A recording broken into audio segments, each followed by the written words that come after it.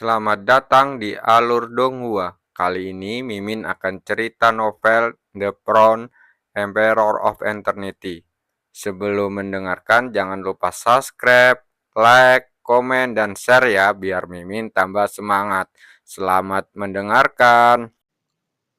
Melanjutkan episode sebelumnya, air sungai yang amat deras itu jatuh dari batas, lalu menghantam penghalang dengan keras, menimbulkan suara yang memekakan telinga.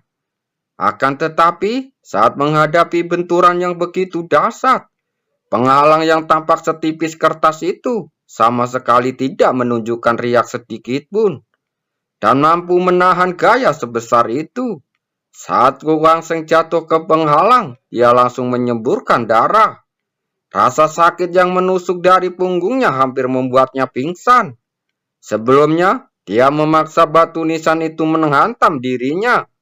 Jika tubuhnya tidak cukup kuat, semua tulang punggungnya pasti sudah hancur saat ini. Bagaimana keadaanmu? Liu Fei membantunya berdiri dengan tatapan khawatir. Chu Guangsheng menyeringai, mengulurkan tangan untuk menghapus air mata di sudut matanya, lalu menggelengkan kepalanya saat berkata, "Aku baik-baik saja." "Bagaimana kamu bisa bilang baik-baik saja?" Liu Fei tampak seperti hendak menangis. Chu Guangsheng memaksa untuk tersenyum, lalu mengulurkan tangan mengambil beberapa pil dan menelannya. Rasa sakit di punggungnya pun sedikit berkurang. Dengan lambaian tangan, batu nisan hitam itu melesat ke penghalang dan lalu dikembali ke dalam tubuhnya. "Sepertinya tempat ini benar-benar berhubungan dengan pecahan batu besi," kata Chu Guangsheng sambil tersenyum. "Jika tidak, bagaimana mereka bisa masuk mengingat kuatnya penghalang ini?" "Aku akan memulihkan kekuatanku dulu," kata Chu Guangsheng, lalu menutup matanya dan duduk bersila. Untuk saat ini, dia harus memulihkan tenaga dulu lalu menyusun rencana lain. Melihat hal ini, Liu Fei berdiri dengan ekspresi gugup di wajahnya. Tidak berani mengganggunya lagi. Setengah hari kemudian, mata Chu Guangsheng yang tertutup rapat perlahan terbuka. Sebagian besar wajahnya yang pucat telah menghilang dan kekuatan dahsyat sekali lagi keluar dari tubuhnya. "Bagaimana pemulihanmu?" Liu Fei segera bertanya. Chu Guangsheng tersenyum. "Jangan khawatir, saya hampir pulih sepenuhnya. Meskipun benturan sebelumnya dengan batu nisan sangat dahsyat, paling-paling hanya luka luar saja. Dia dapat pulih dengan cepat dengan bantuan kekuatan beberapa pil." Setelah mendengar ini, kegugupan Liu Fei mereda, tetapi kekhawatiran di wajahnya tidak hilang sepenuhnya. "Aku ingin tahu apa yang ada di sini." Chu Guangsheng berdiri lalu melihat sekeliling. Tempat ini sepertinya dunia terisolasi di dasar sungai dewa. Suasana sunyi menjadi senyap. Bahkan tidak ada suara sedikit pun. Apa itu? Setelah mencari beberapa saat, tatapan Chu Guangsheng tiba-tiba terfokus pada tumpukan puing di depannya.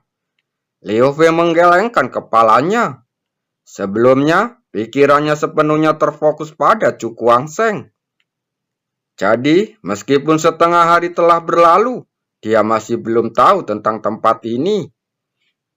Dengan keraguan di hatinya, Chu Guangsheng berjalan menuju tumpukan puing itu. Ketika dia mendekat, dia menemukan keanehan. Apa ini? Dia menatap puing-puing itu. Tampaknya ada cahaya yang memancar darinya. Dan aura yang sangat berat keluar, membuat darah di tubuh mendidih. Roh pertempuran, hati Chu Guangsheng langsung terkejut. Dia melambaikan lengan bajunya, lalu angin kencang pun bertiup, menghamburkan kerikil menjadi abu-abu. Setelah kepulan debu mereda, sesuatu yang aneh muncul di depan. Baju jirah, ekspresi Chu Guangsheng sedikit berubah. Apa yang muncul di depannya saat ini hanyalah sepotong baju besi yang hampir lengkap. Baju jirahnya penuh dengan noda darah. Setelah bertahun-tahun, noda darah ini berubah menjadi bintik-bintik darah hitam yang menempel pada baju jirah. Samar-samar, seperti ada aura tragis berhembus ke arahnya, membuat hatinya terus bergetar. Begitu baju zirah itu muncul, baju zirah yang dipegang Cukuang Seng mulai bergetar hebat, berusaha melepaskan diri dari kendalinya. Melihat ini, Cukuang Seng mengendurkan tangannya, dan pecahan-pecahan baju zirah segera melesat keluar lalu menyatu ke dalam baju zirah itu. Roh pertempuran yang kuat melayang di langit. Penghalang di sekelilingnya mulai bergetar hebat, menyingkirkan derasnya air sungai yang menekannya, membentuk zona vakum. Cukuang Seng menatap semua ini dengan takjub. Setelah potongan pecahan baju zirah itu menyatu, baju zirah itu pun langsung menjadi sempurna. Suatu kekuatan yang tak terlukiskan merasukinya, mengguncang pikirannya. Sungguh roh pertempuran yang mengerikan. Aku ingin tahu seberapa kuat pemilik baju besi ini saat dia masih hidup. Cukuang Seng bergumam. Barang siapa ini? Liu Fei juga menatap baju armor itu dengan heran. Perasaan yang diberikan benda ini padanya sungguh sangat menakutkan. Tetapi benda ini tampaknya telah kehilangan terlalu banyak daya, ucapnya sambil mengedipkan matanya. Cukuang Seng mengangguk. Benar sekali. Kekuatan baju besi ini sekarang hanya 1/10 dari kekuatan aslinya. Mendengar ini, ekspresi Liu Fei langsung berubah. Coba dan lihat apakah kamu bisa mengambil baju armor ini untuk menjadi milikmu. Mendengar 4 kata ini, hati Cukuang Seng langsung bergetar hebat. Sekalipun hanya 1/10 kekuatan yang tersisa dalam benda ini, tetap saja itu tidak tertandingi oleh harta karun biasa. Jika dia mengenakan baju armor ini, dia tidak akan memiliki masalah. Bahkan jika dia harus menahan serangan kekuatan penuh dari seorang praktisi Rana Ying yang tingkat keempat. Coba saja. Tatapan mata Cukuang Seng langsung berubah. Lalu dia mengulurkan tangannya dan perlahan bergerak menuju baju besi itu. Tak lama kemudian, ketika tangannya mendarat di baju zirah, sebuah pemandangan mengejutkan pun muncul. Baju zirah tidak menolaknya sama sekali. Apa yang sedang terjadi? Cukuang Seng tampak bingung. Mengapa armor ini tidak ada penolakan terhadapku? Ketika ia tengah bertanya-tanya, tiba-tiba seberkas cahaya memancar keluar dari baju besinya, lalu meninggalkan bekas darah pada jari telunjuknya.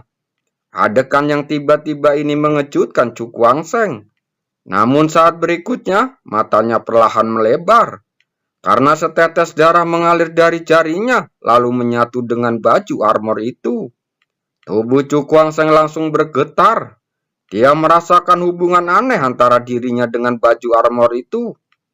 Hanya untuk mengenali sang guru seperti itu. Pada saat ini, sepotong informasi tiba-tiba muncul dalam pikirannya, membuat matanya membelalak lagi. Apakah benar-benar seperti itu? Cukuang Seng berkata dengan sangat terkejut. Tempat ujian sebelumnya di pilar roh pertempuran itu telah ditinggalkan oleh pemilik armor ini. Siapapun yang lulus ujiannya dapat menggunakan potongan baju armor itu untuk menjadi pemilik baju armor ini. Selain itu, tes ini akan berubah tergantung pada kekuatan peserta ujian. Jika tidak ada seorang pun yang lolos tes ini selama bertahun-tahun, tidak heran ujian pilar roh pertempuran padaku jauh lebih besar daripada ujian pada orang lain. Cukuang Seng bergumam pelan. Apakah kita pergi sekarang? Liu Fei bertanya saat dia melihat baju armor itu mengenali tuannya. Mendengar ini, Cukuang Seng mengepalkan baju armor di tangannya erat-erat. Dia menatap ke arah sungai di luar penghalang, dan kilatan cemerlang perlahan muncul di matanya. Jangan terburu-buru, masih ada hal yang harus dilakukan. Apakah ada hal lain lagi? Liu Fei menatap Cukuang Seng dengan bingung. Cukuang Seng tersenyum tipis menunjuk ke baju armor di tangannya. Tentu saja untuk membantu benda ini memulihkan sebagian kekuatannya. Memulihkan kekuatannya? Wajah Liu Fei langsung tertegun. Kemudian seolah teringat sesuatu, dia tiba-tiba melihat ke arah sungai di luar penghalang. "Apakah kamu mau?" tanyanya ragu-ragu. "Itu benar." Cu Kuangseng langsung mengangguk. Dasar sungai dewa ini mengandung kekuatan yang sangat kaya, yang sangat cocok untuk membantu pemulihan baju armor ini. Mendengar ini, Liu Fei mengangguk sedikit. Baju armor ini sangat aneh, sehingga jika seseorang ingin memulihkan kekuatan di luar, mungkin akan memakan waktu puluhan tahun atau bahkan ratusan tahun. Kalau kita memanfaatkan kekuatan air sungai, belum tentu bisa mengembalikan semua kekuatan armor tersebut, tapi minimal bisa mengembalikan lebih dari 30%. Biar aku coba. Cu Kuangseng mengambil baju armornya, lalu berjalan ke tengah penghalang. Lalu dia duduk bersila dan perlahan menutup matanya. Saat berikutnya, dia melambaikan tangannya dan baju besi itu melayang di atas kepalanya. Tidak, Cu Kuangseng mengeram, lalu membentuk tanda-tanda aneh dengan tangannya. Baju zirah itu langsung terguncang, dan seberkas cahaya aneh melesat keluar darinya, lalu menyerbu ke dalam penghalang di atas. Ria-ria tiba-tiba menyebar di penghalang, menyebar ke seluruh penghalang dalam gelombang. Air sungai melonjak dan akhirnya sedikit diserap oleh penghalang. Lalu kekuatannya mengalir ke bawah dan menyatu ke dalam baju besi. Lambat laun, seiring berjalannya waktu, baju armor itu bagaikan orang yang lapar dan haus, dan menyerap semua energi yang datang dengan rakus, menyebabkan kecepatan penyerapan air sungai pun meningkat secara bertahap. Hanya dalam waktu kurang dari 1 jam, puluhan ton air sungai terserap. Kekuatan mengerikan yang terkandung di dalamnya cukup untuk meledakkan seorang praktisi Rana Yingyang tingkat kelima. Kekuatan yang begitu kuat hanya membuat permukaan baju armor itu bersinar sedikit lebih terang. Dan itu seperti lubang tanpa dasar, terus menyerap kekuatan dengan gila-gilaan. Melihat semua ini, tatapan mata Liu Fei dipenuhi dengan keterkejutan.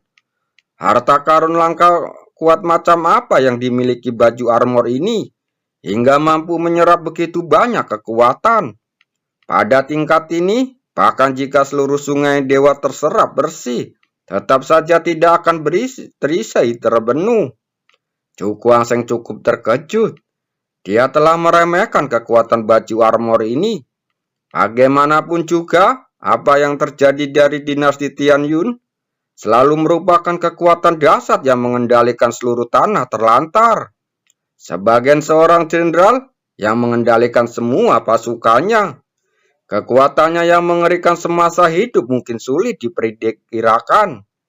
Sebagai harta yang paling berharga milik sang jenderal, wajar saja jika benda ini mampu menyerap begitu banyak kekuatan. Cu Kuangseng menghela nafas dan menahan guncangan dalam hatinya, lalu fokus mengendalikan baju armornya untuk menyerap kekuatan itu. Dia ingin melihat apakah seluruh sungai dewa bisa mengisinya di dunia luar. Sosok-sosok yang tak terhitung jumlahnya duduk bersila di atas panggung kayu. Orang-orang ini semuanya membentuk segel dengan kedua tangan mereka dan menggunakan kekuatan platform kayu untuk menyerap kekuatan sungai dewa.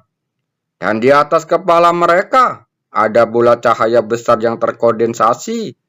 Di dalam bola cahaya itu ada cahaya perak yang cemerlang. Kekuatan dahsyat melonjak di dalamnya dan suara gemuruh rendah pun terdengar. Jelas, sebagian besar daya yang diserap oleh orang-orang ini dikumpulkan dalam bola cahaya ini.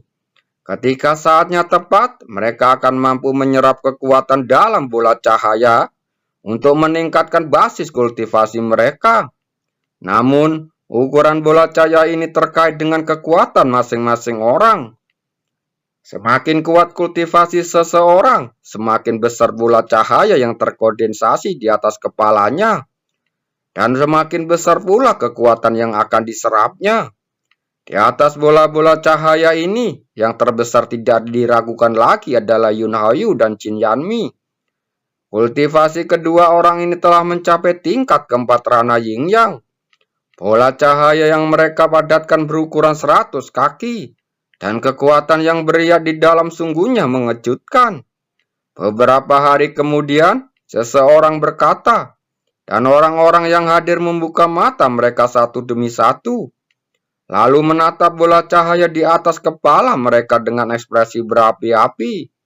Selama mereka menyerap benda ini, mereka akan mampu meningkatkan basis kultivasi mereka secara signifikan. Saat banyak orang telah berpikir, suara gemericik air tiba-tiba terdengar. Dua bola cahaya di atas kepala Jin Yanmi dan Yun Hayo meledak terlebih dahulu, dan kekuatannya langsung melonjak mengalir di udara. Kekuatannya yang sangat dahsyat.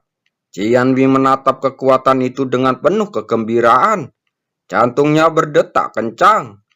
Bagi seseorang dengan kekuatannya, sangat sulit untuk meningkatkan kultivasinya sedikit saja. Dan jika seseorang menyerap kekuatan di dalam bola-bola cahaya ini, maka memungkinkan untuk lebih meningkatkan kultivasinya. Ketika dia memikirkan hal ini, dia tidak dapat lagi menahan kegembiraan di dalam hatinya, lalu ingin menyerap semua kekuatan ini sekaligus. Kakak Jin, tolong tunggu. Yun Hayo tiba-tiba angkat bicara, menghentikan Jianmi yang lagi menyerap.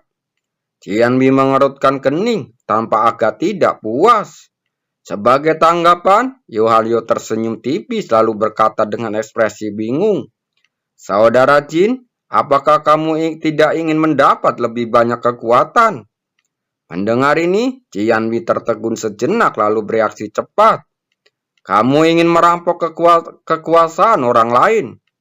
Yun Hayo mengangguk saat mengalihkan perhatian ke kekuatan lain di luar kedua dinasti tersebut. Jika kita dapat merampas kekuatan mereka, kultivasi kita akan dapat mencapai tingkat yang lebih tinggi. Dia menjilat bibirnya saat berkata dengan rakus. Mendengar ini, ekspresi serakah perlahan muncul di wajah Jin Yanmi. Dia menatap bola-bola cahaya itu, lalu mengangguk dengan kuat saat berkata, "Mari kita bergabung untuk menjarah semua kekuatan ini." "Itulah yang saya maksud," Yun Hayo berkata sambil tersenyum muram. Sebelum dia selesai berbicara, mereka berdua bergegas keluar, lalu terbang menuju orang-orang di luar kedua dinasti itu. Orang-orang yang malang melihat adegan ini, Jianxi tertawa mengejek. Lagi pula, orang-orang ini hanya membuat pakaian pengantin untuk dia. "Apa maksudmu?" Melihat Jin Yanmi dan Yun Hayo tiba-tiba muncul, ekspresi banyak praktisi tiba-tiba langsung berubah. "Aku akan merampok barang-barangmu dan menggunakannya." Jin Yanmi tersenyum dengan keserakan terpancar di matanya. Semua orang langsung tercengang sesaat. Lalu mereka bereaksi dengan ekspresi kemarahan yang luar biasa muncul di wajah mereka. "Kalau tidak, kau bertindak terlalu jauh. Ini adalah kekuatan yang telah kita serap dengan kerja keras." Semua orang berkata dengan marah. "Merupakan kehormatan bagi Anda untuk menyiapkan gaun pengantin untuk kami." Jin Yanmi mencibir. Tatapan matanya tiba-tiba berubah dingin, dan dia berteriak dengan marah, "Minggir!"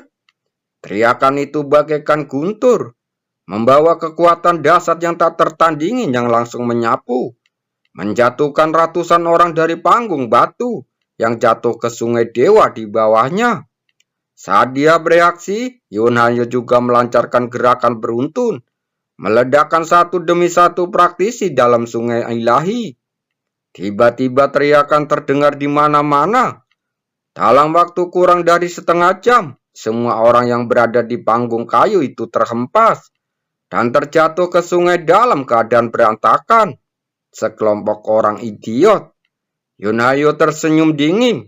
Dia menatap bola-bola cahaya yang melayang di udara. Dengan ekspresi langsung berubah sangat rakus. Benda-benda ini akhirnya menjadi milik mereka. Terima kasih.